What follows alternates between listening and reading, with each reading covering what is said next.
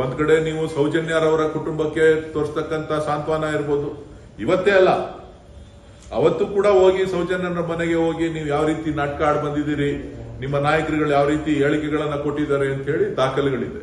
ಇವತ್ತು ಕೂಡ ಅದೇ ತರದ ಒಂದು ವ್ಯವಸ್ಥೆಯನ್ನ ಇವತ್ತು ನೀವು ರೂಪಿಸಿ ಜನರಿಗೆ ಮರಳು ಮಾಡ್ತಕ್ಕಂತ ಒಂದು ಪ್ರಯತ್ನವನ್ನ ನಿಮ್ಮ ಆರೋಪದಿಂದ ನೀವು ಮಾಡಿರ್ತಕ್ಕಂತ ಕೊಳಕು ರಾಜಕಾರಣದಿಂದ ಆಚೆ ಬರಲಿಕ್ಕೆ ಇವತ್ತು ನೀವು ಧರ್ಮಸ್ಥಳದ ಯಾತ್ರೆಯನ್ನ ಮಾಡ್ತಾ ಇದ್ದೀರಿ. ಹೊರತು ಧರ್ಮಸ್ಥಳದ ಮಂಜುನಾಥನ ಮೇಲೆ ಪ್ರೀತಿ ಆಗ್ಲಿ, ಶ್ರೀ ಕ್ಷೇತ್ರದ ಬಗ್ಗೆ ಇರತಕ್ಕಂತ ಗೌರವ ಆಗ್ಲಿ, ಅದರ ಮೇಲೆ ಮಾಡಿರ್ತಕ್ಕಂಥದ್ದಲ್ಲ, ಅವ್ರು ಮಾಡ್ತಾ ಇರ್ತಕ್ಕಂಥ ಕಾರ್ಯಕ್ರಮಗಳ ಮೇಲಿಂದ ಅಲ್ಲ ಅಂತಕ್ಕಂಥದ್ದನ್ನ ನಾನು ಈ ಸಂದರ್ಭದಲ್ಲಿ ಹೇಳಲಿಕ್ಕೆ ಬಯಸ್ತೇನೆ.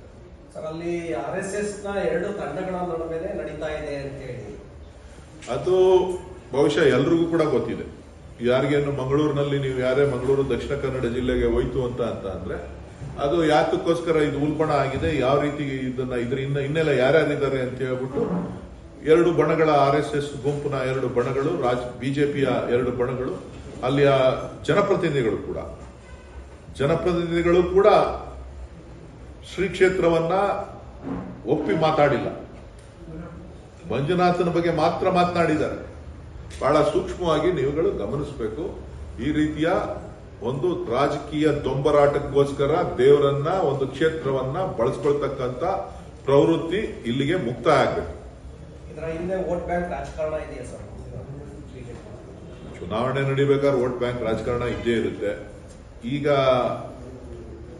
ಕೆಸರಾಚಾಟ, ಸೌಜನ್ಯ ಪರವಾಗಿ ಅವರ ಕುಟುಂಬಸ್ಥರಿಗೆ ನಾವು ಕಾನೂನು ಹೋರಾಟ ಏನ್ ಮಾಡ್ತೀವಿ, ಅದಕ್ಕೆ ಖರ್ಚು ವೆಚ್ಚಗಳನ್ನು ನಾವು ಭರಿಸ್ತೇವೆ ಅಂತ ಭರವಸೆ ಕೊಟ್ಟಿದ್ದಾರೆ ಸರ್. ಯಾರ ವಿರುದ್ಧವಾಗಿ ಅಂತ